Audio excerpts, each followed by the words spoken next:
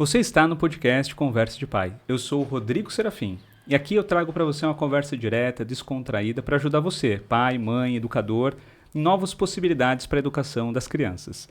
E hoje chegamos à nossa segunda temporada, nosso 11º episódio. É com muita alegria e satisfação que eu digo que chegamos. E sempre falo isso por quê? Porque é muito difícil gravar podcast. Primeiro, os convidados eles são muito difíceis de serem encontrados, eles têm agendas complexas, mas a minha agenda também é bem complexa. Então estar aqui é uma vitória, cada vez aqui que eu consigo sentar, conversar, absorver o conhecimento dessas pessoas incríveis que eu estou chamando aqui, para mim é um momento aí de estudo, de desenvolvimento pessoal também. E hoje, para falar sobre diversidade, classe e raça, estou aqui com duas pessoas incríveis. Uma delas está aqui porque ela foi a primeira convidada deste podcast. E a segunda está aqui porque ela foi a mais assistida da primeira temporada. Estou aqui com a especialista em letramento emocional, educadora parental e empresária, Nathalie Suzani. Oi! Bem-vinda! E estamos aqui também com a mãe preta, periférica, historiadora, educadora racial, Sara Carolina. Oi! Gente, obrigado por vocês terem vindo, obrigado por estarem aqui pela segunda vez. Para mim é um momento muito especial porque eu acompanho vocês, gosto do que vocês falam. Nós somos amigos de classe também na Educação Positiva, na Escola de Educação Positiva. Gente, o meu propósito é ajudar pais e mães para uma educação mais respeitosa, mais conectada. Qual é o propósito de vocês? Qual é o seu, Nathan? O meu propósito no primeiro episódio, eu nem me lembro. Eu mudei muito desde então e nem faz tanto tempo assim. Mas eu ainda tenho o propósito de que a educação parental seja democratizada e que o letramento emocional e a educação parental entre nas periferias, entre nas favelas, porque lá é onde está a base da sociedade. Então, quando a gente muda lá, a gente consegue mudar outros espaços. Então, esse é o meu propósito atual. Perfeito, ótimo. E você, Sara?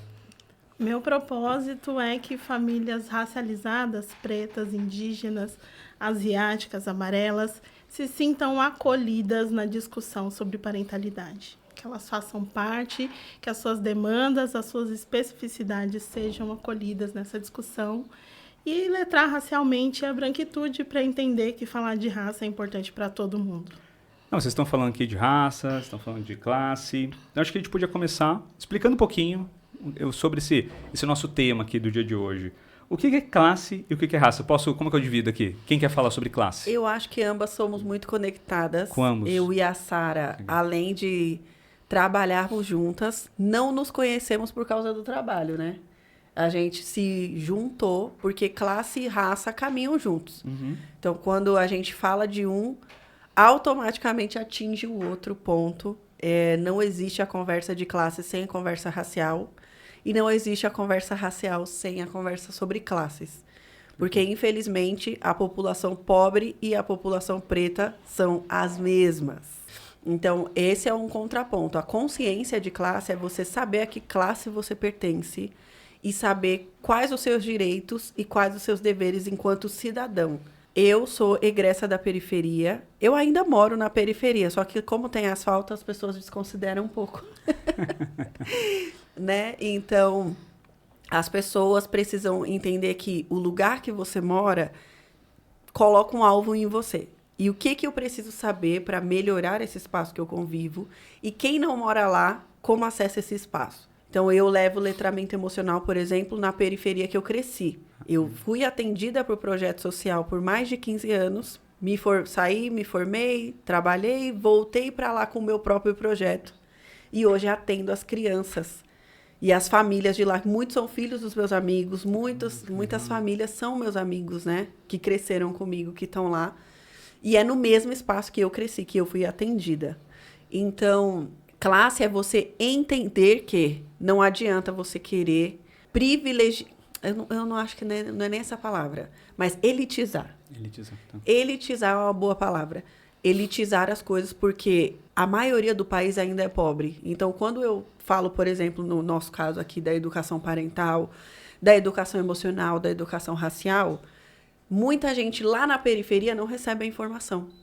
Então, por esse motivo, é preciso levar a classe até mesmo para quem está lá. E, para quem está de fora, entender as dores de quem está lá, para que essas pessoas possam ajudar de forma assertiva, sem parecer que está fazendo caridade. Porque a maioria das pessoas entra lá, ai, nossa, tá precisando de uma cesta básica. A maioria das pessoas na periferia trabalha. Tem condições de ter uma nutrição excelente? Claro que não. Eu gosto de dar o termo, o termo muito conhecido já por quem já fala comigo, é a cebola da violência, né, Sara? São as camadas. Que são muitas camadas de violência e geralmente quem tá no miolinho da cebola não as percebe. Então eu preciso ir tirando camada a camada de uma família, por exemplo, que bate no filho. Tem muita coisa acontecendo até bater no filho, entendeu? Então, entender, quando eu falo sobre classe, é você entender o que essas pessoas que estão nesse lugar, dessa cebola violenta, vivem, para que você possa ajudá-las de forma assertiva, sem ser com cesta básica, amor. E raça? Raça, passo a bola. Para nossa educadora racial. Que ela vai conseguir. A raça era para ser um termo biológico, né? Todos nós aqui somos da mesma raça, que é a raça humana. Sim. Biologicamente é isso. Mas, em termos de sociedade, raça surge como um termo para diferenciar pessoas a partir da classe. Né? Raça surge no século XIX para subjugar povos considerados menos desenvolvidos, povos bárbaros, negros, indígenas, enfim, quem não fosse europeu. Esse termo começa a ser usado para fazer essa hierarquização de pessoas, né? E aí surge essa ideia de raça caucasiana, de raça negra, de indígena, e hoje perdura isso, né? E se conecta muito com a questão de classe, porque, infelizmente, pessoas racializadas, por isso que eu uso esse termo, né? Todos nós somos, biologicamente, pessoas racializadas, mas ninguém fala para você que você é um homem branco. Mas falam para mim que eu sou uma mulher negra o tempo todo. A minha raça sempre chega primeiro. Então, eu sou uma pessoa racializada. Se você pesquisar no Google médico, vai aparecer uma pessoa branca. Se você quiser ver um médico negro, você vai ter que racializar esse substantivo. Por isso, eu uso o termo racializado. E a gente entender raça, hoje, na nossa sociedade, que é capitalista, que é organizada a partir da luta de classes, você precisa entender que dentro da classe, né, que é a classe social, que diz respeito à questão econômica, existem essas subdivisões, que é a racial, que é a de gênero, que é a de orientação sexual, que são formas de hierarquizar dentro da hierarquia. São subdivisões de hierarquia. Nossa, eu acho que tem uma influência muito grande de tudo isso que vocês falaram, seja da história, seja de onde vivemos. E o quanto vocês acham que a raça e a classe ela afeta com relação à criação dos filhos? Totalmente.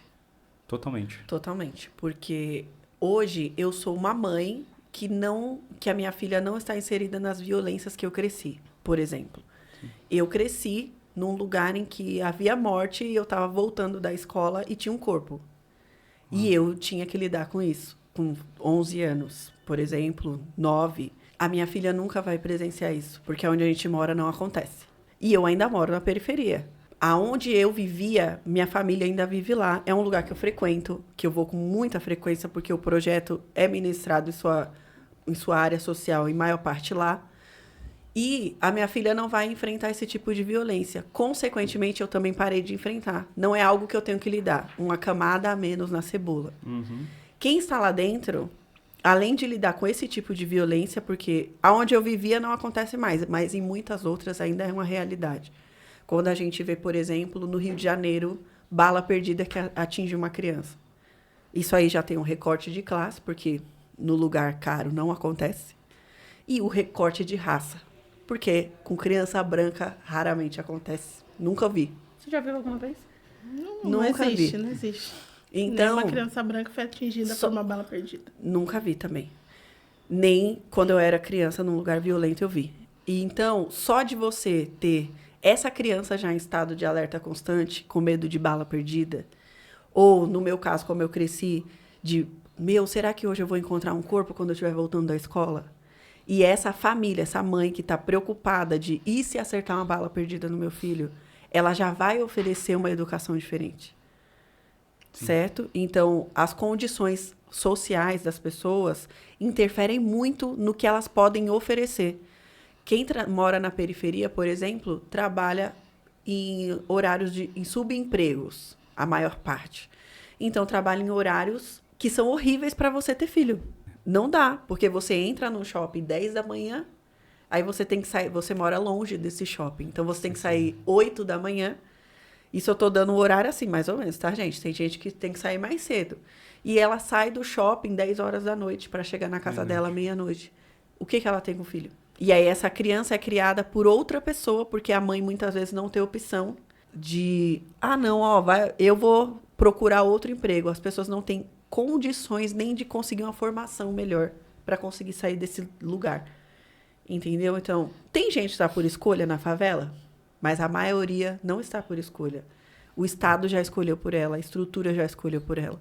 Então, isso vai interferir totalmente na educação que você vai dar, porque o principal para uma educação positiva, para uma educação respeitosa, é conexão. Como que você, com esse horário de trabalho, vai ter conexão? Nossa, é muito complexo. É muito complexo. Não tem como a gente pensar que uma mãe periférica, que um pai periférico, que um pai preto vai educar o seu filho da mesma forma que uma pessoa de classe média educa, porque as chances são outras, as questões, os problemas são outros. E isso que a Nath falou desse estado de luta e fuga, quando você cria uma criança preta que está sempre nesse lugar de esperar uma violência, porque é isso, meus filhos esperam uma violência iminente, de qualquer lugar, em qualquer momento. Quando você cria uma criança assim, você tem que ensinar ela a desenvolver novos caminhos para se sociabilizar, para aprender, porque o nosso cérebro não aprende quando você está em estado de luta e fuga. Sim. Então, se você não acolhe o seu filho racialmente, você não vai conseguir possibilitar que ele saia dessa condição de subemprego, dessa condição de marginalizado, porque ele precisa, na onde a gente vive, no país que a gente vive, é uma forma de ascensão, ainda que pouca, é a educação. Mas a gente não tem esse acesso garantido à população periférica, à população preta. Então, você criar o seu filho, explicando para ele que o acesso dele vai ser mais difícil, né? E isso é educar para o antirracismo, isso é da educação racial, o seu filho vai criar novos caminhos. Você vai ensinar ele a driblar esse sistema que foi construído para manter ele nesse lugar de marginalização. Esses dias uma pessoa muito próxima a mim, ela estava fazendo um curso do Humberto Baltar, que é um conhecido nosso, e ela falou: Rodrigo, preciso falar com você porque o Humberto Baltar trouxe uma reflexão muito interessante sobre a educação parental para essas minorias. Ela não chega. E aí vocês trouxeram agora a questão, né? Você falou do vínculo, a questão das preocupações, da luta e fuga. Chega. É muito difícil. Como que a gente consegue pensar em formas de promover, dentro hoje de uma paternidade, uma maternidade, a questão, talvez, trazer de forma mais inclusiva esse processo de as pessoas que talvez não conheçam tudo isso que está acontecendo nas bolhas, né? Vivemos em bolhas, me falaram agora há pouco sobre isso. E essa questão plural. Entende? Porque, assim, será que esse é um caminho? Porque eu acho que nós temos já um movimento, né? Vocês duas têm uma bandeira, eu também estou começando a erguer essa bandeira, de chegar realmente nas bases. Mas é difícil, gente. Como que a gente consegue fazer isso? Como que a gente pode promover mais isso? Olha, o ponto principal que eu enxergo para as pessoas que estão em outro lugar vir é que não existe revolução nas telas. Ela tem que sair. Pra rua. Todo mundo faz coisa muito legal na internet. Isso é óbvio. Só que na internet, você só muda quem se importa com isso. Quem, tipo, eu quero educar. Na periferia, a pessoa está em luta e fuga. Ela não está preocupada com isso. Ela está preocupada em sobreviver. Então, o ponto principal é: como eu vou sair da tela? Eu recebo muita pergunta de educadora parental que está em formação ou já formada. Nath, como que eu vou numa escola? Como eu chego numa escola? Eu recebo muito isso. A Sara sabe e ela provavelmente também recebe muito, porque ela também faz coisas na escola.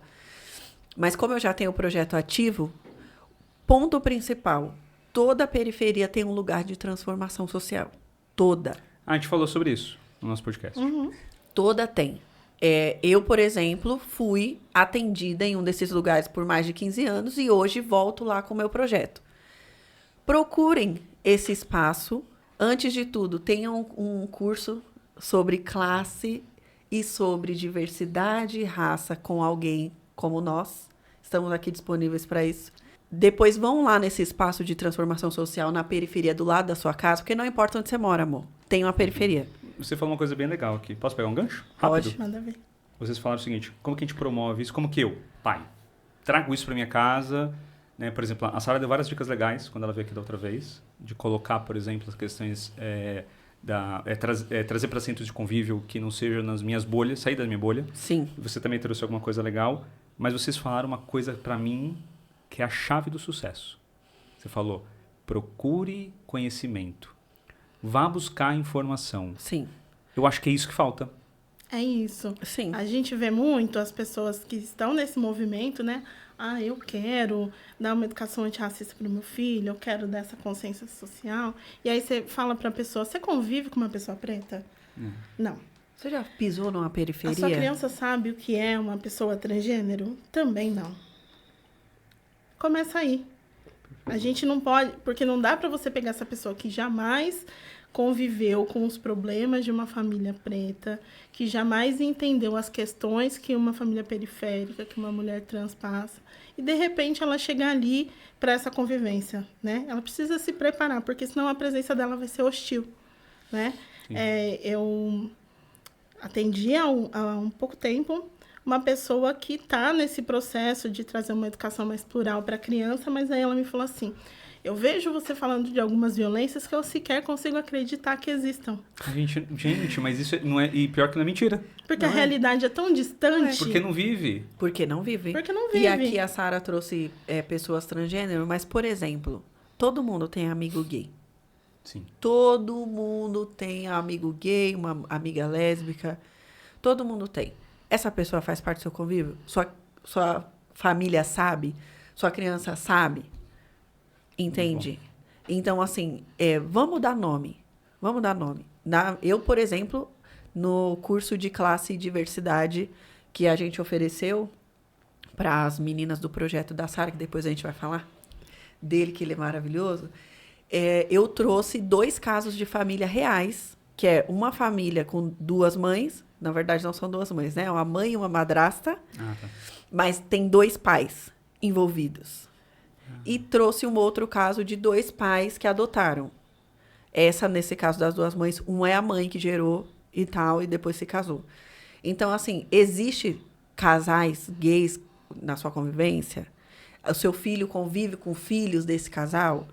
Por exemplo, esse casal é uma das minhas melhores amigas. Minha filha e a filha dela têm a mesma idade, engravidamos juntos. Então, é uma convivência diversa que nós temos ali diariamente. Entendeu? Então, assim que Porque inserir no ciclo. se a gente traz... É lógico que é muito importante você estudar, você conhecer a teoria, você ter o conceito. Mas se a gente traz só para esse campo do estudo, fica meio que uma coisa assim. A pessoa eu estou observando para aprender. É um objeto de estudo. Objeto né? de estudo, você falou. A gente precisa humanizar isso. Sim, perfeito. Quando eu falo de estudar, eu entendi o que vocês falaram. É porque... Na minha visão, nós fazemos algumas coisas, não fazemos porque a gente não conhece. A gente desconhece. E você passa a conhecer quando você se expõe. E às vezes, uma primeira exposição, ela pode ser uma exposição de estudo, mas ela não pode ser a única ferramenta, eu concordo com você. Não pode ser um objeto de estudo, mas sim a base. É só a base. Para você entender, ok, eu entendi sobre esse tema e agora eu vou atuar. Eu vou me expor, vou buscar relacionamentos que envolvam. A Sara falou... quando ela veio aqui no podcast, sobre essa questão da exposição, que às vezes, na casa das pessoas, a pessoa preta, ela vai conviver, são pessoas que trabalham na casa. Então, ela só conhece preto como... A criança vai entender que ele é só um prestador de serviço. Mas não é um vizinho, não é um amiguinho, não é... Né? E eu vou falar uma coisa para vocês aqui, muito real. Na escola da minha filha não tem uma pessoa preta. Não tem. E eu reparei isso. Eu nunca tinha reparado isso. Eu reparei porque na nossa conversa, por isso que eu falei que eu aprendo muito com vocês.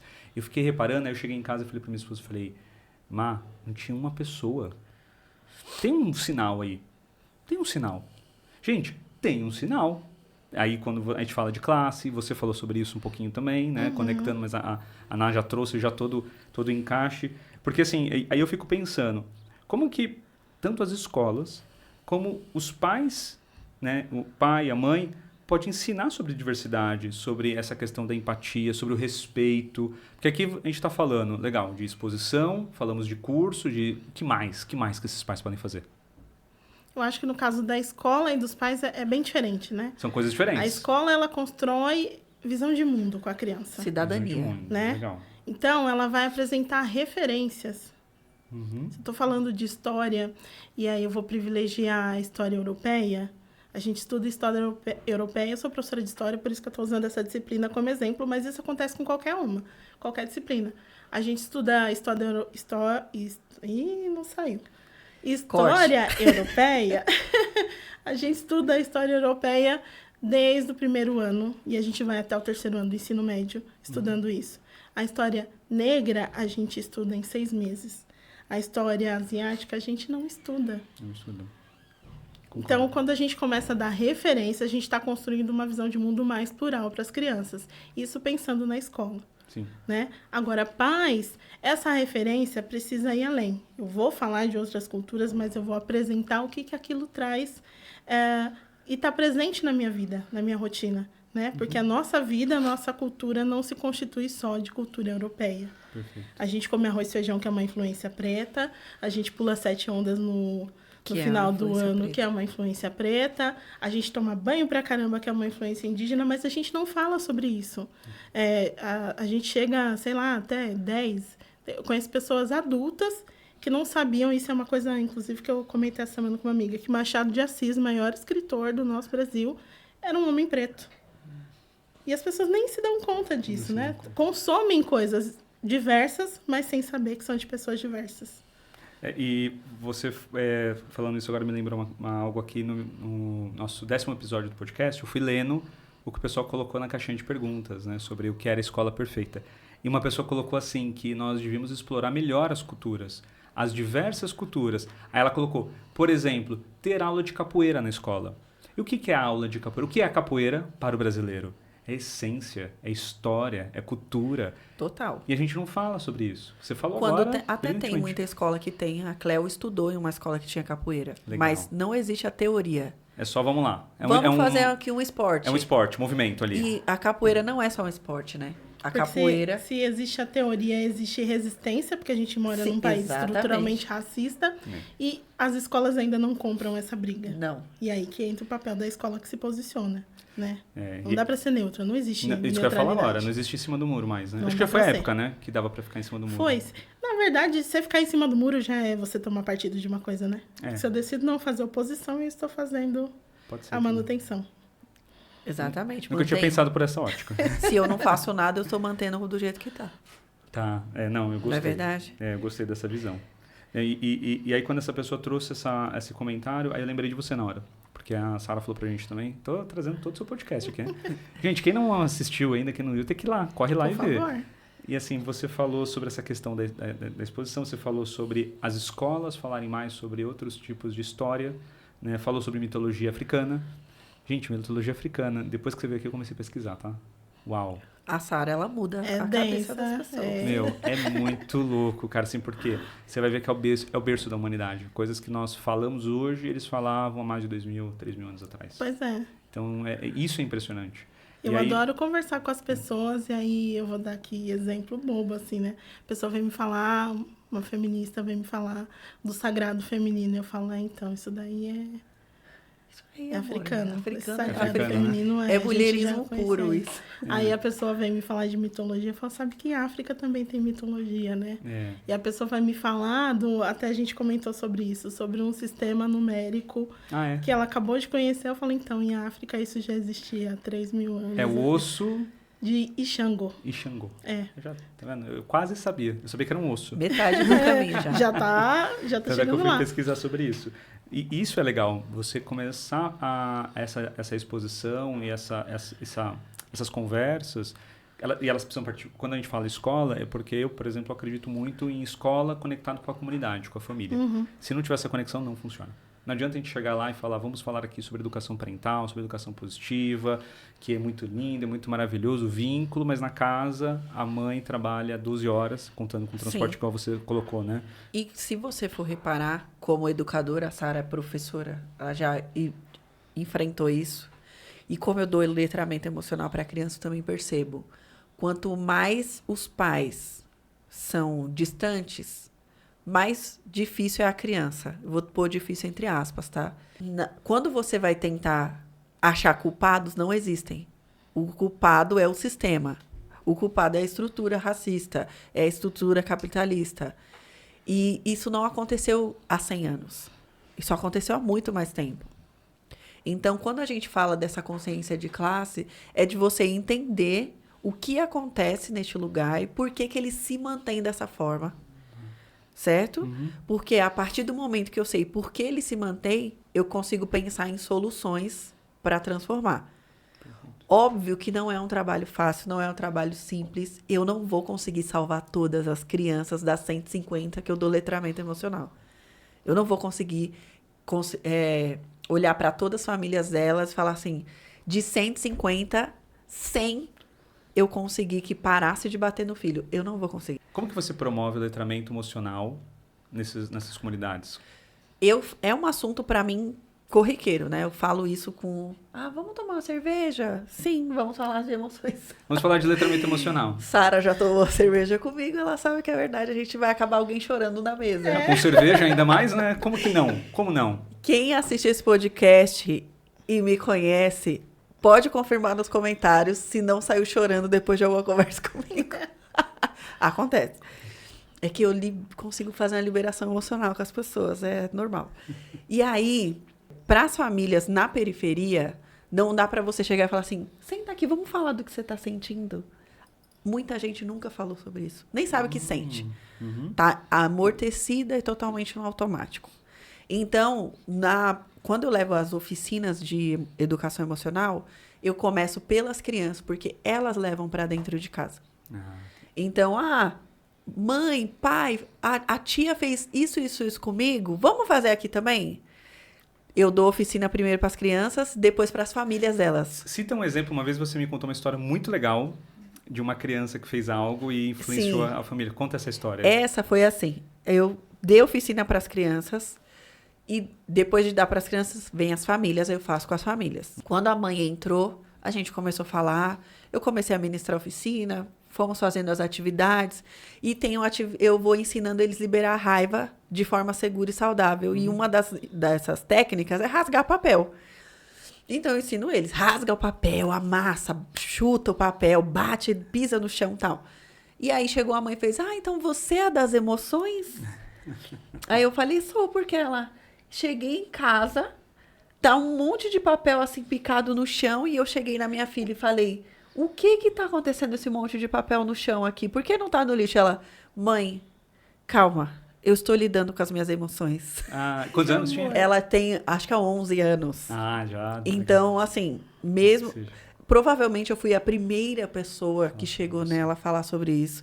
Viu, sabia que dá pra você rasgar o papel pra não bater em ninguém? E o que eu tenho para falar também sobre isso é que rico ou pobre tem violência, tá bom? O nível de violência não é menor ou maior. Perfeito. A violência do Estado, da estrutura, é maior, óbvio, com quem está na periferia. Mas as violências domésticas, né, que são as de casa, são muito similares, então os traumas vão ser similares. A diferença é o ponto de partida.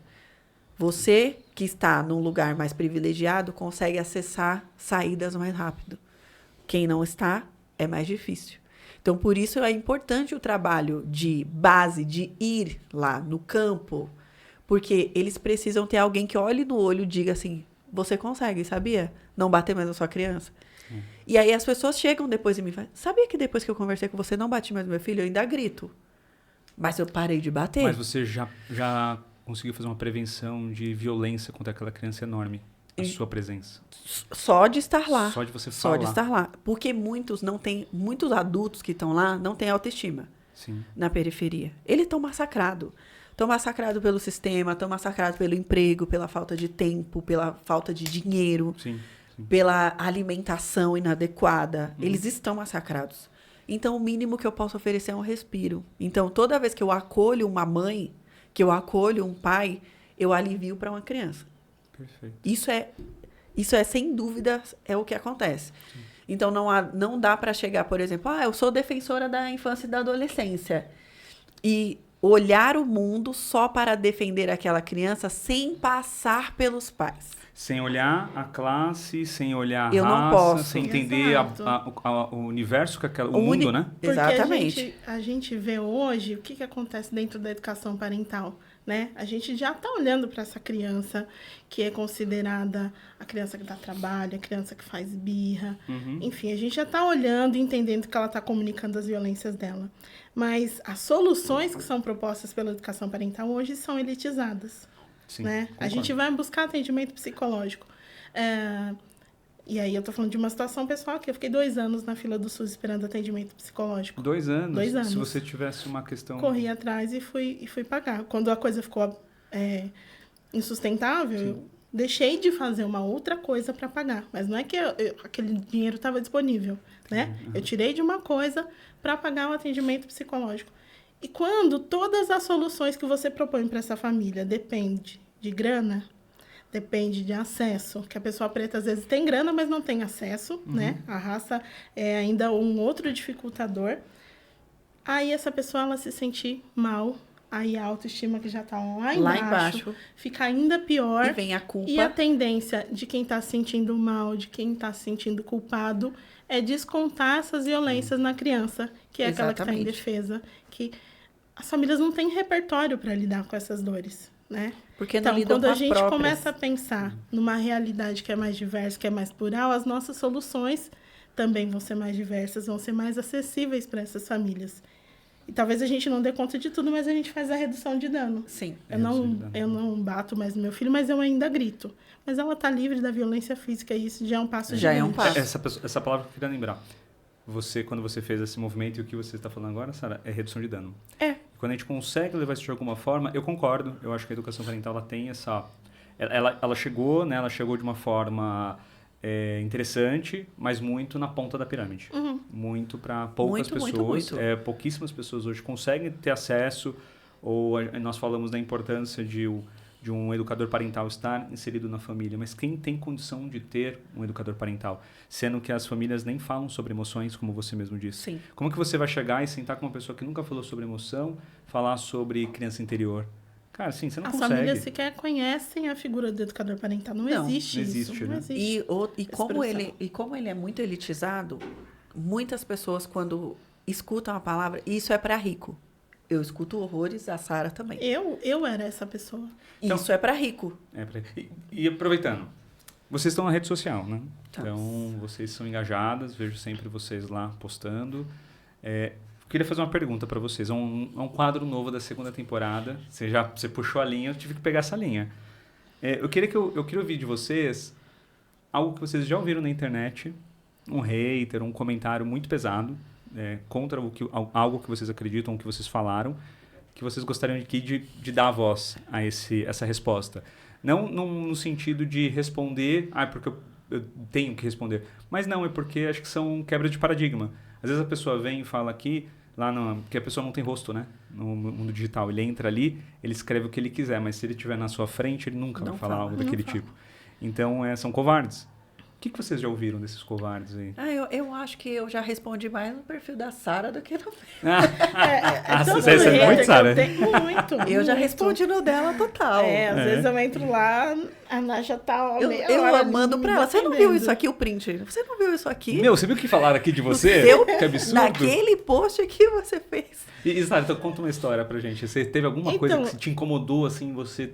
Eu tenho 3 tipos de hater, né? Primeiro é aquele racista que não entende uma mulher preta, letrada, falando de um assunto que ele não domina.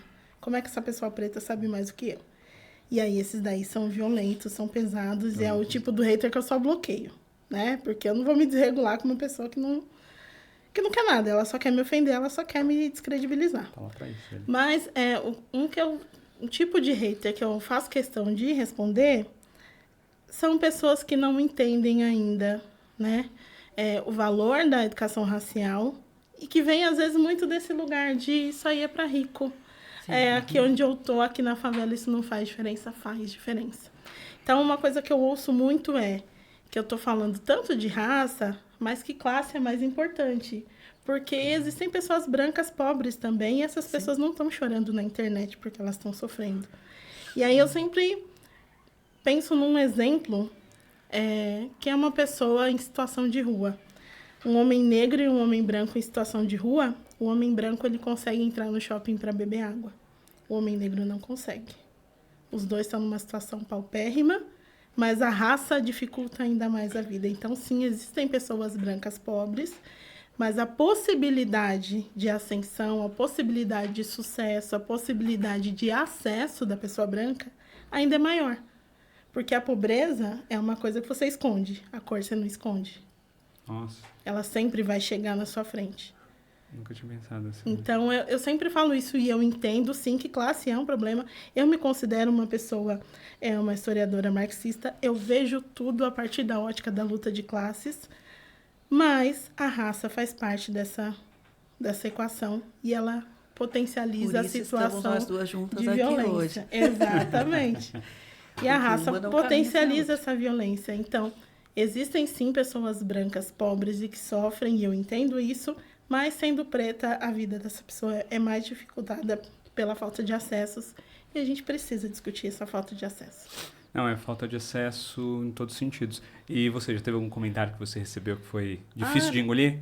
Não, na verdade, eu ignoro a maioria dessas coisas. Se acontecer também, eu tenho muito mais dificuldade. Sara convive bastante comigo. Eu tenho muito mais dificuldade de lidar com o racismo, porque meu noivo é um homem preto. Eu, apesar do meu tomzinho amarelo, que eu não digo nem que eu sou branca. Paçoquinha. Sou paçoquinha, agora esse termo novo, né? Sou paçoquinha. Minha família é preta, né? Minha mãe é uma mulher preta, a família da parte da minha mãe toda é preta, da parte do meu pai é meio colorido ali, tanto que a Cleo é loira de olho azul, mas com cabelo crespo, com o narizinho dela alargado, então ela tem os traços de preto dela. E o racismo me incomoda muito, mas me incomoda no nível que qualquer coisa que ela posta, eu mando o emoji da cadeira. Ela tá aqui, não me deixa mentir. Alguém postou um negócio e fala, olha o emoji da cadeira, Sara. Sabe aquela tem um cena meme que ficou famosa nos Estados Unidos, que várias pessoas negras sofreram racismo. E eles pegaram a E aí cadeira. eles saíram do barco e dando cadeirada em todo mundo. Aí ela me mandou emoji, usa a cadeira. Pega a cadeira, usa a cadeira. E aí eu mando sempre pra ela esse emoji. E eu tenho muita dificuldade de lidar. Então, quando a pessoa vem e fala assim, que eu sou Nutella, por causa que quem liga pra emoção e todo mundo soterrado em doenças porque não liberou nada do que tá sentindo, não me incomoda em nada. Agora, foi racista, eu já tenho um problema, é pessoal. E esse é um ponto, inclusive, que diz muito sobre a questão da raça ela ser mais pungente, né? Totalmente. O hate que eu sofro é muito maior do que uma influenciadora do mesmo tamanho que eu. Por ser uma mulher negra. Por ser preta, exatamente. Por ser LGBT, por ser mãe solo, né? Todas essas opressões, elas vão te dando mais uma camada na cebola de mais violência. uma camadinha na cebola, tá vendo? E o hate, ele segue esse processo aí. Se eu fosse homem, o hate seria menor. Se eu fosse branco, seria menor. Se eu fosse cristã, seria menor. Sabe? Tem várias coisas que... Então, o hate, ele é pesado. Tem um dia, assim, que eu não tenho lá um xingamento, uma caca, aquelas coisas bem pesadas. Mas isso é bem muito que- verdade, porque você vê coisas no Brasil. O Big Brother. O menino que sofreu racismo lá, como é o nome dele? Davi? O Davi ganhou o Big Brother. Eu assisti o Big Brother, que eu amo reality, tá? Sou maravilhosa, adoro reality. Ele pode ser ruim, eu gosto. E aí, acompanhei o Big Brother com ele. E ele sofreu bastante racismo mesmo. De verdade, assim, escancarado, silenciado, aquele racismo invisível. Ele sofreu todos. Como eu convivo com homem preto, eu vou me casar com ele, eu preciso saber quando alguém está sendo racista com ele, mesmo que de forma sutil. Então, para mim, era tranquilo identificar. Eu convivo com a Sara, eu não posso conviver com a Sara, não é que eu tenho que ser super-herói da Sara, tá, gente? Lembre-se, não é isso. Mas eu preciso saber, porque se alguém for racista com ela de qualquer forma sutil, como aconteceu em um evento que a gente foi, né? Eu tô sempre pronta para pegar a cadeira. Ela viu isso. Porque às vezes Ela viu isso. Você numa precisa situação estar, de entendeu? violência, a pessoa preta Vai paralisar. que resista, O mesmo que eu não paralise, mas que eu, de alguma forma, entre em conflito, eu vou ser vista como a que causou o conflito por ser a pessoa preta. E isso Ah. que eu Se eu tenho tenho de o pegar a respaldo de cadeira uma é um pessoa privilégio meu branca, também, não é? É. Eu tenho esse privilégio de poder pegar a cadeira porque eu sou clarinha. Porque se é a Sara pegando a cadeira, o caos está Tá instalado. bom, né? Por isso que é importante a gente saber o que é racismo, como que é esse racismo sutil, porque a gente, às vezes, ela não tem condição de pegar a cadeira, vai ser mais perigoso para ela pegar. Mas eu sei o que é, amor, vou te defender agora sim. E aí, Eu acho que esse invisível é o mais difícil, né? Esse racismo Porque velado, O velado, né? E aí, às vezes a pessoa preta vai sinalizar, mas se ela é a única que tá vendo, aí todo mundo vai falar, será que não é só... dúvida. De repente não foi Às isso, vezes não eu foi isso que entendi quis dizer, né? direito. Infelizmente, é horrível, mas às vezes é importante que as pessoas brancas letradas racialmente vão ali Estejam ali. validar que ela não foi racismo mesmo. Porque se só eu denunciar, fico dito pelo não dito. E na classe também tem o invisível, né? A classe, eu não acho que tem nada mais invisível. É visível o que visível. acontece. Porque quando você vai estudar a história da favela, como que aconteceu a favela, ela, inclusive, começou com pessoas pretas marginalizadas, né? Inclusive, já começou com racismo a favela. Ah, tá. Entendeu? Isso. Ela já existe a partir do racismo. Quando acharam que, pretos não podem morar aqui. Você tá livre, né? Você tá livre da escravidão, vai viver sua vida. Aí eles iam para as margens. Por isso que é conhecido como marginal, quem mora na favela. Eles estão ali às margens da sociedade, porque já que eles querem viver o que eles querem, não querem mais ser meu escravo, Vamos deixar eles que se virem. na margem. Então, coloca eles às margens da cidade. E aí, essas pessoas que estão às margens começam a construir favela. Casas para morar. Mas essas casas são sem saneamento, são sem segurança, né? Muitos barracos de madeira. E aí, começa a se construir uma favela. Todo mundo já passou por uma. Numa marginal mesmo, de rodovia, você vê. Então, não existe... Por isso que a gente fala sempre que não existe a minha conversa sem a dela. Porque começou aqui para depois chegar em mim. Não, são assuntos muito conectados. Acho que até no último podcast a Sara chegou a fazer uma ponta nesse comentário. Que existe uma questão da classe, né? E acho que vocês estão contando um pouco da história agora. Sim. Porque quando a gente tem... Eu gosto muito de história, como vocês também gostam. Então, quando você entende o motivo pelo qual as coisas são hoje, você entende que são coisas que já vieram, elas já vêm há muito tempo. Por isso que a quebra do ciclo é muito importante. Porque a gente vai reduzindo, como que vocês falaram lá A gente reduz danos. Reduz o dano e vai chegar uma hora que nós estaremos numa sociedade diferente. Eu não sei se vai chegar essa hora, Você acha que não vai? honestamente falando. Por quê? Eu não sei, eu acho muito utópico pensar que é possível, porque quem domina as estruturas não quer que a gente chegue. Entendi. Não, mas entendi. Mas assim, Entendeu? mas acho que existe um movimento. Agora eu vou gerar uma polêmica aqui com vocês. Polêmica. Eu acho que existe um movimento que a rede social ela trouxe, da mesma forma que tem o hater, tem o cara que está querendo aprender. Existe, não sei a proporção exata, mas tem muita gente querendo aprender, tem muita gente querendo entender sobre determinados temas. Então eu acho que hoje o nível de informação que é entregue para a sociedade é muito maior do que no passado. Então no passado era muito fácil você ter o poder sobre determinadas narrativas. Hoje é mais difícil, mas... Calma, não me joguem as pedras, não me joguem as cadeiras. Respirei fundo. Tô Mas- respirando aqui também, calma. Existe o controle da narrativa.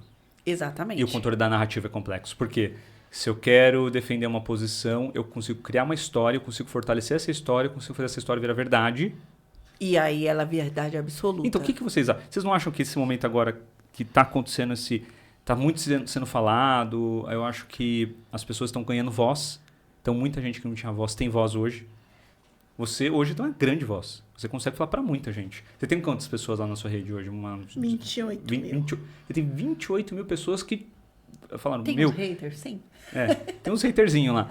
Então, assim, você começa a ganhar voz. Você vê outras pessoas que falam sobre assuntos complexos ganharem voz. Vocês não acham que isso vai mudar? Eu acredito, sou pessimista. Eu sou também, uma desculpa. pessoa A O realidade racismo não vai difícil. acabar do mesmo jeito que o capitalismo não vai acabar de novo. As coisas estão ali de mãos dadas. Bom, O machismo acaba, não né? vai acabar e a O transfobia patriarcado também não vai acabar. As opressões, elas vão continuar existindo. O que eu acredito a partir dessas bolhas que estão se educando, que acreditam que dá para melhorar, essas bolhas se ampliam.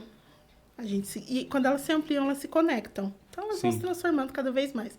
Eu acredito que em algum momento, e isso aí é coisa de muitas gerações, não é rápido, 200 não. anos. Isso. Porque estrutura não se transforma de uma hora para outra. E a cultura? Mentalidade não se transforma de uma hora para outra. Cultura piorou. Mas eu acredito que em algum momento a gente vai chegar num lugar onde essas opressões vão ser moralmente... Impróprias de acontecerem ali. Exato. Então, Como o bullying, por exemplo. a pessoa não vai deixar de ser racista, mas ela sabe que moralmente ela não é aceita mais. Exatamente. Ela não consegue um trabalho porque ela é racista e porque ela expressa opiniões racistas no Twitter. Então, essa pessoa, ela se recolhe. Eu acredito nisso.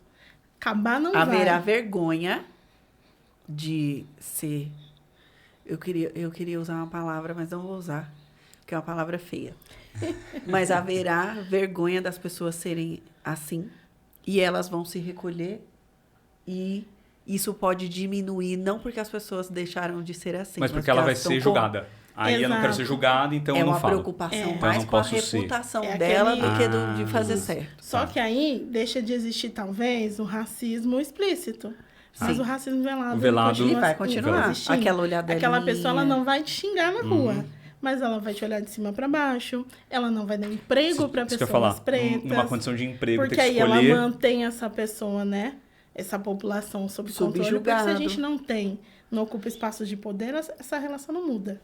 Né? Por mais que a consciência mude, se a gente não ocupa espaço de poder, ela não vai mudar. Então, já que a gente tá falando de polêmica, vou trazer mais uma polêmica. Bora. E a nossa última polêmica aqui do dia será...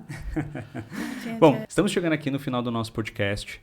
E eu tenho duas perguntas que eu estou fazendo para todos os convidados. Vocês serão as duas primeiras pessoas a responder. Então, vou começar pela Sara agora. Sara, se você tivesse o poder de mudar algo no mundo, talvez no seu mundo, naquilo que você conhece como mundo, qual seria essa mudança? A mudança para mim hoje seria que a gente entendesse as crianças como potencial de futuro, que a gente entendesse as crianças como cidadãs, que a gente respeitasse as crianças como uma minoria. A gente está num momento hoje que a gente discute as minorias, né? A gente está aqui representando minorias, mas as crianças ainda não têm essa representatividade. A gente vê um movimento, por exemplo, eu não sou contra, tá, gente? Mas a gente vê pessoas defendendo muito mais animais do que crianças. Muito. E eu acho que quando a gente começa a enxergar as crianças e os problemas das crianças como prioridade, a gente resolve muitas questões sociais, raciais, de vários tipos de opressão. Então, que as pessoas entendessem que as crianças são minorias a serem respeitadas. Perfeito. Isso é uma mudança grande, viu? Isso aqui... Vocês entenderam porque eu acredito ainda na sociedade? Mas a gente no também mundo? acredita. É. Porém, somos realistas. E você, dona Nathalie? A minha utopia é que as famílias entendam o poder de transformação delas no mundo. Porque a primeira sociedade da criança é a família e a sociedade é a família da família. Só que quem forma a sociedade são essas famílias. Então, é isso que a Sara trouxe de entender as crianças como pessoas dignas, de respeito, de valorização, começa em casa. A partir do momento que eu, como Estado, consigo oferecer para famílias estrutura para elas darem isso, eu dou então para famílias oportunidades melhores.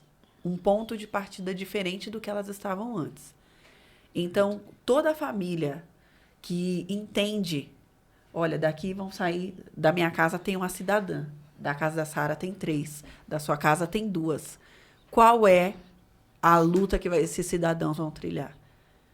Então, o problema de drogas é totalmente familiar, porque ele começou antes de aparecer. O problema de roubos, furtos, ele começa na família. Porque a família que precisa de uma estrutura, não vai ninguém sair de lá roubando. Quer dizer que existem pessoas só boas no mundo? Claro que não. Mas se a gente for olhar, a maioria no mundo ainda é bom. O desenho original do ser humano. O nosso É ser bom. desenho original é ser amoroso, generoso, gentil. Nascemos com o coração cheio de amor para dar. Nós nascemos com amor. O adulto vai lá E o amor começa a ser aprendido. O amor já nasce com a gente, mas o desamor começa a ser aprendido no ventre. Desamor. Nossa, assim, você falou uma coisa que me lembrou uma frase. Eu adoro frases, né? E tem uma frase que é... Todo mundo fala, qual o mundo que nós deixaremos para os nossos filhos? Falamos muito sobre isso. Mas eu ouvi uma frase e para mim mudou totalmente o sentido dessa máxima que algumas pessoas falam. Quais os filhos que nós deixaremos para esse mundo? E vamos ser honestos, tá todo mundo preocupado com o futuro dos filhos e não fazendo nada agora. É agora, né? É agora, meu filho já existe, a criança já está aqui. Isso. Eu não posso pensar assim... como, por exemplo, eu vi um vídeo de uma moça no TikTok falando coisas que eu exijo para minha filha fazer. A filha de 1 ano e 8 meses. Eu exijo que ela coloque a mesa para ela comer. 1 ano e 8 meses? 1 ano e 8 meses. Fico imaginando a Clara fazendo isso.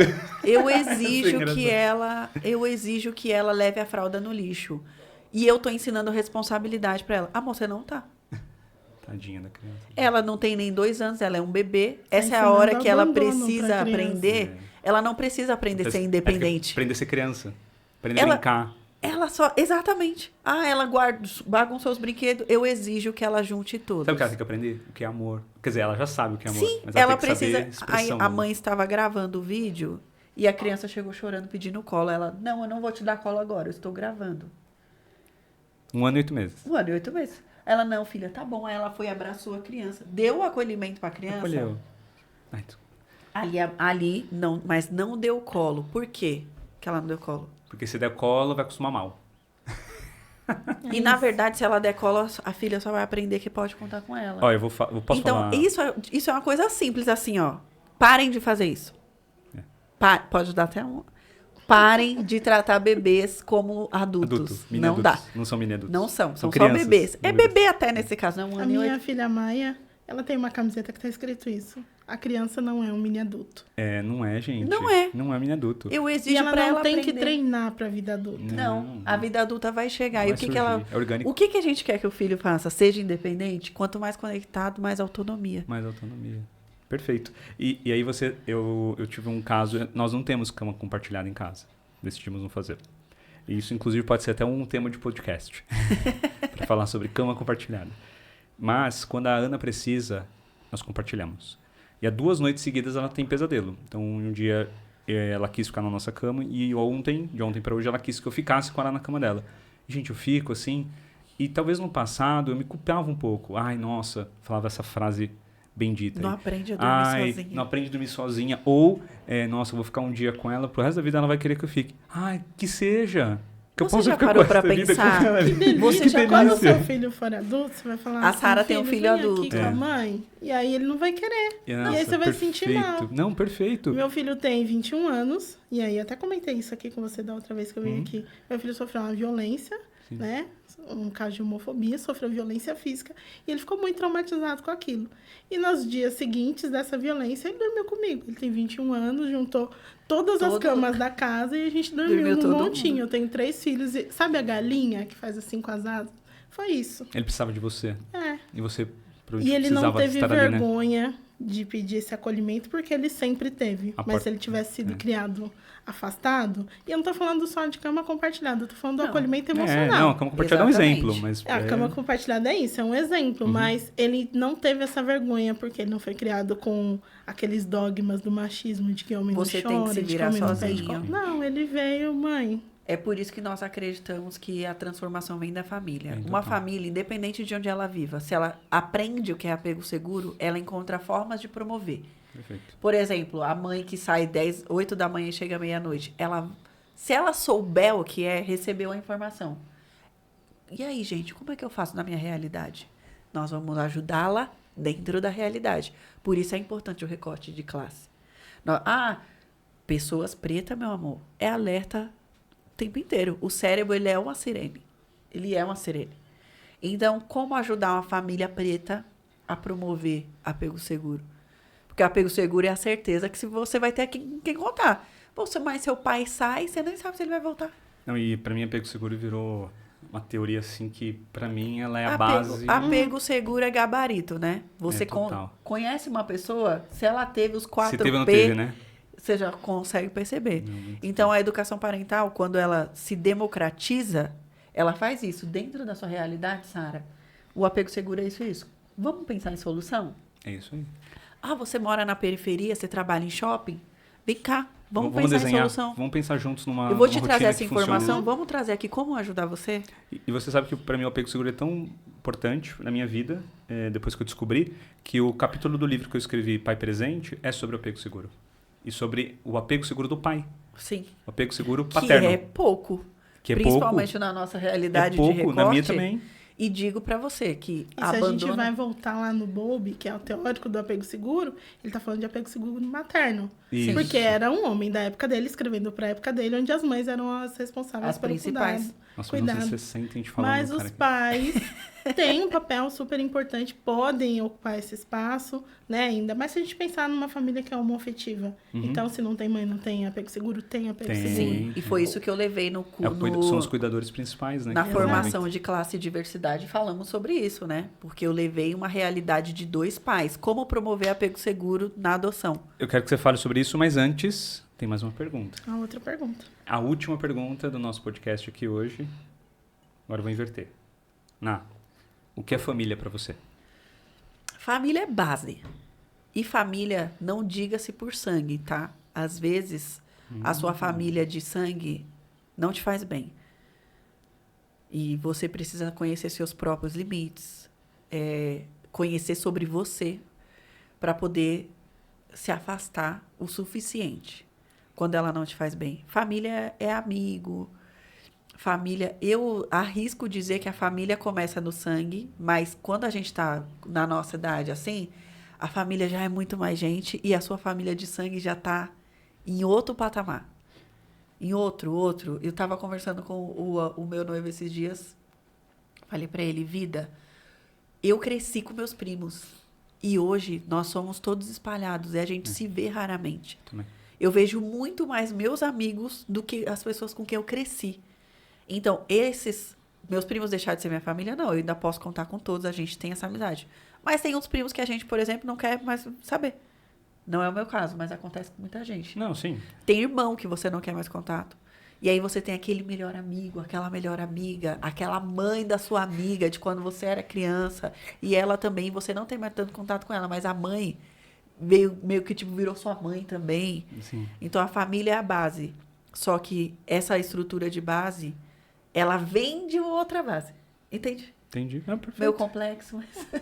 Complexo, mas eu entendi. Eu gostei disso. Você falou que família não é só família de sangue. É família Não é. que você escolhe também. Você escolhe. Aquela que você escolheu. Eu E posso você ter. cria o seu grupo de pessoas. E ali você traz o que você vem, né? O que você aprende. Sim. Você consegue praticar as coisas que você acredita. Não, muito bom. Nossa, eu adorei o que você falou. E você, Sara? Que família pra você? Eu acho que, pegando o gancho do que a gente estava falando, família para mim é apego seguro. E é mesmo, é o lugar São para as voltar, né? pessoas com quem a gente se sente acolhido, as pessoas que a gente busca quando a gente precisa de ajuda, mas são também as pessoas que a gente busca quando a gente quer compartilhar coisas boas, né? Porque o apego seguro, ele não é só para quando você sente medo, é para quando você sente felicidade também, você compartilha. E aí vai ser a família de sangue ou não vai ser a família do coração, você constrói. Eu acho que família é construída. Quando a gente fala de família, não é a família que a gente ganha, é a família que a gente constrói. Exatamente. E aí você vai construir com sua família de sangue, mas você pode construir com outras pessoas também. Mas é onde você se sente acolhido. Nossa, que bonito. A gente é muito fofinho. Vocês são muito mais. Adorei o que vocês falaram. É apego seguro tudo. E o apego seguro não é só pra criança, né? Não é só para criança. Isso que é muito louco. Tem né? adulto que nunca conheceu. Nunca conheceu e quando conhece fala, ai, aí Meu começa Deus, a é entender. isso. E aí quando você entende, você fala, eu posso promover isso na minha vida. Eu sei Isso. que a gente tá falando pra caramba, mas acho que é muito importante eu falar isso, né? Eu sou uma pessoa que eu tenho uma tendência a maternar quem não é meu filho também. Materno todo mundo. Os filhos dos meus amigos querem ser meus filhos, enfim. E aí eu fui casada durante 8 anos, tô há 2 anos separada, mas o meu ex-marido ainda é meu apego seguro. Quando eu tô Quando a coisa ruimzona, está eu ligo bem, pra né? ele. E eu sou o apego seguro dele. Ah, que Tem um legal. problema, ele me liga. E às vezes ele fala, posso passar aí na tua casa? E ele chega lá e ele senta e a gente não vai nem conversar. Ele só quer estar junto. Sentou Ele no mesmo precisa da lugar. sua presença. É um lugar Exatamente, seguro. porque é um lugar seguro. Da mesma forma que você também precisa dele. Ele até fala, o dia que eu tô muito cansada, eu vou pra tua casa, porque na tua casa eu durmo mais tranquilo. Ah, Isso é um apego seguro. Uau. Isso é na prática, tá? Gente, Fica a dica. Uau, fantástico, hein? No recorte de classe e raça, E isso entra muito no recorte de raça, muito. porque é um homem negro que talvez ele... Eu sei que não vai ficar chateado eu falar com isso, talvez ele fique um pouquinho com me perdoa, vergonha, já né? desde já. Mas é, né? Te adoro, amor. Ainda chamo de amor, pra você ter uma ideia, né? É nesse nível. Ele, há pouco tempo atrás, me falou que ele nunca disse pra mãe que ele a ama. Ele nunca beijou os irmãos dele no rosto. Eu me emociono com isso porque a minha família é beijoqueira. A gente se abraça pra caramba. Ligo pro meu irmão e falo, eu te amo. E aí ele me falou isso. E ele fala isso o tempo todo. Pra mim, pros meus filhos, pro meu filho que não é filho dele.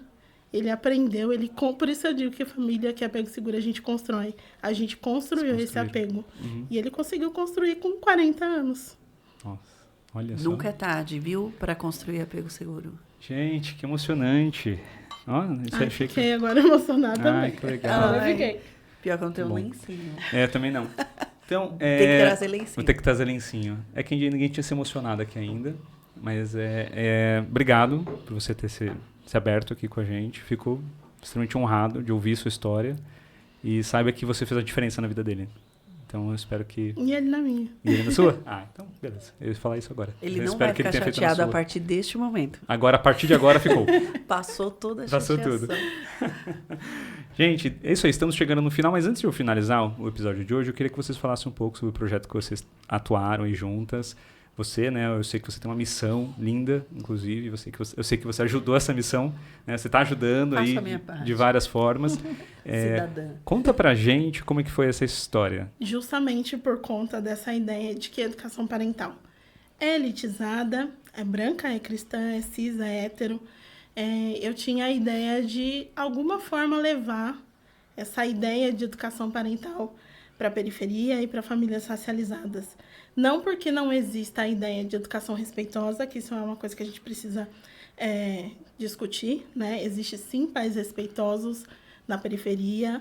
Eu sou filha de um homem negro que nunca levantou a mão para mim, que nunca gritou comigo, né? E quando eu conto isso, as pessoas ficam espantadas, porque a imagem de um pai preto é uma pessoa violenta. E não é assim. Mas a educação parental não chega nesses lugares. O discurso é elitizado demais. E aí a minha proposta era fazer chegar. Então eu chamei algumas amigas, educadoras parentais, inclusive a dona Nathalie, e a gente está tentando oferecer esse atendimento que seja um atendimento social mais próximo da realidade das famílias para redução de danos, né? Todas as educadoras parentais do projeto, são 22 educadoras parentais, elas recebem uma formação de classe, raça e diversidade para elas entenderem toda essa discussão que a gente trouxe aqui, muito mais aprofundada, com contexto histórico, entendendo como é que essas famílias precisam de uma especificidade, de uma profundidade, de uma complexidade diferente. E a partir disso elas vão para os atendimentos, para as famílias que não têm condições, né? A gente tem um valor social, um valor bastante acessível, mas ainda dentro disso a gente tem um atendimento gratuito, porque algumas famílias, R$30 vai fazer diferença, sim. Então a gente está buscando famílias para serem atendidas, mas a gente está muito num processo, como eu disse, das pessoas não entenderem o que é o papel do educador parental. Então a gente ainda está nessa conscientização, né? Para que depois as pessoas entendam a necessidade real desse profissional na vida. Nossa, e assim, isso que vocês fazem, eu tenho certeza que vai tocar famílias. Vocês conseguirão reduzir danos de muitas crianças, seja numa violência física ou na violência invisível, que a gente fala muito, né? Os pais não sabem que eles estão cometendo aquela violência e às vezes é uma violência verbal, sim, coisas do tipo. Então, tenho certeza que vocês vão mudar a vida de pessoas. E, Nathalie, queria que você contasse sobre um projeto que a gente está junto. É um projeto que eu sei que foi um grande sonho da sua vida, que foi o jogo. Mas o que é o jogo? Vou deixar você contar. O jogo da memória que a gente tem no projeto Reeducando com Afeto. O projeto Reeducando com Afeto, para quem não sabe, é um projeto em que nós levamos o letramento emocional, informação, democratizamos a ciência das neurociências, levamos educação positiva, levamos criança interior. Tudo que a gente conversou aqui, a gente leva para a periferia. Através de oficinas, através de rodas de conversa. A Sara, inclusive, esse ano, vai comigo para a oficina que o Reeducando tem uma tag, que é o Reeducando Convida. Ano passado eu levei a Sheili para levar a educação digital para as crianças. E esse ano eu vou levar a Sara para educação racial. Porque tem criança lá que nem sabe que é preta. Acontece muito na periferia isso. Esse jogo surgiu através da oficina. Então, eu tinha um joguinho, tinha uma das ferramentas de letramento emocional da minha oficina, era um jogo de mímica. E aí, eu fui fazer um evento na rua, transformei esse jogo num jogo da memória. Falei, nossa, isso é legal. Quando eu conheci a Sheili pessoalmente, ela disse, isso é muito legal, você devia vender para o seu projeto poder ir para mais lugares. Aí eu, é verdade. Comecei, então, a desenvolver esse jogo da memória maravilhoso. Não sei se vai estar focando. E no jogo da memória, eu levo emoções e sentimentos simples para iniciar uma conversa sobre isso. E eu pensei, até falei para a Sara, vou fazer um jogo que seu filho vai poder jogar, porque na época que eu comecei a desenvolver esse jogo, o Lucas, que é o filho dela, ele é autista e ele não falava muito. Então, ele não verbalizava. Então, ele não conseguia dizer o que ele estava sentindo. E desse jeito, ele ia conseguir aprender para poder falar sobre isso. Eu até dei um emocionômetro, não foi na época para você? Sim. Falei, cola na parede. O emocionômetro é um termômetro de emoções do projeto. Como ele tá, né? Para ele pôr na parede, para ele dizer se ele tá bravo e tal. E eu pensei nele também, quando eu fui desenvolver esse jogo. E, inclusive, já tenho para ela, né? Eu vou falar para você que a gente usa lá em casa. E é engraçado porque isso deu repertório para Ana. Então, a Ana, com 3 anos, quase 4, fala que ela tá ansiosa. Ela fala que ela tá empolgada. Ela fala que ela tá amor. Aí eu falo, quando ela falou assim, pai, hoje eu tô amor. Aí eu, amor? Como assim você tá amor? Aquela cartinha com olho, coração no olho, que é apaixonado. Apaixonado. Mas ela fala, tô amor. Eu tô amor. E, gente, eu juro pra vocês que essa. Ela adora. E a ideia é que a Clara também tem essa exposição, porque lá em casa isso já tá mais do que sabido. Que quando nós ensinamos sobre emoção, isso vai facilitar a vida dela no futuro. Para ela falar sobre o tema, para ela saber o que ela está sentindo. E é muito legal, às vezes, quando ela não sabe o que ela está sentindo. E nosso papel também é ajudar. Exatamente. Como eu ajudo? Eu tento lembrar a cartinha. Filha, se você lembrar a cartinha, qual é a cartinha? A cartinha é aquela que ele tá bravo, assim. Então você tá bravo. Mas eu não tô bravo, eu tô sentindo uma coisa. Gente, ela fala isso. Eu tô sentindo uma coisa, mas eu não sei o que é. Falei, tá, mas por quê? Aí você vai tentando, vai perguntando. É um projeto incrível. Para as pessoas conhecerem você e conhecer o seu projeto. Como é que elas fazem para te encontrar? Reeducando com Afeto, com esse nome mesmo, escrito assim, vocês vão achar este logo. Em todas as redes sociais estou com este nome mesmo, Reeducando com Afeto. No link da bio, quem quiser adquirir, pode adquirir por lá. Já está disponível para venda.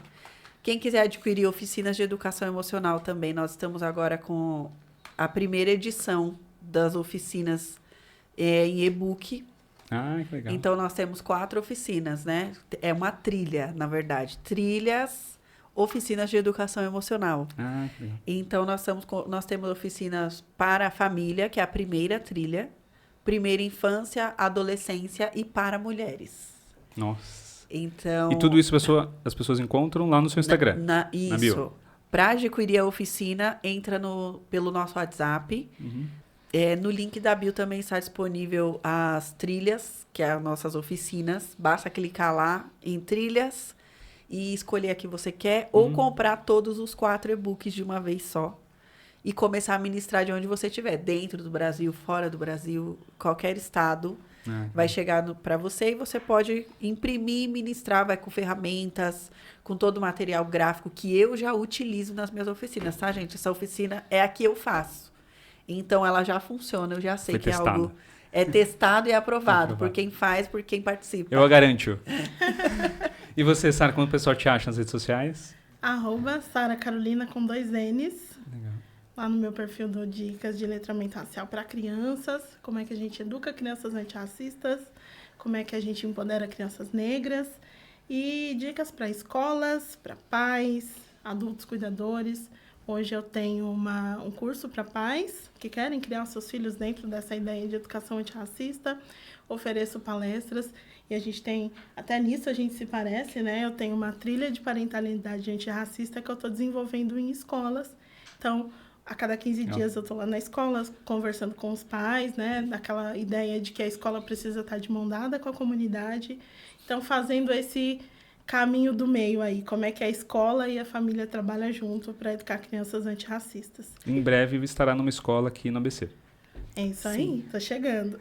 Sara com letramento antirracista, eu com classe e emoções, para ajudar todo mundo a se reconectar consigo e cuidar de si e respeitar o outro. Respeitar o outro. E, por respeito a vocês e agradecimento, eu quero deixar 2 presentinhos para cada um de vocês. Então, esse presente é um livro de um projeto que eu também estou envolvido, que é a Celuz, que nós estamos criando uma plataforma para ajudar pais e mães a terem mais informações. Esse livro foi escrito por uma das minhas sócias no projeto. São poemas para vocês lerem junto com as crianças.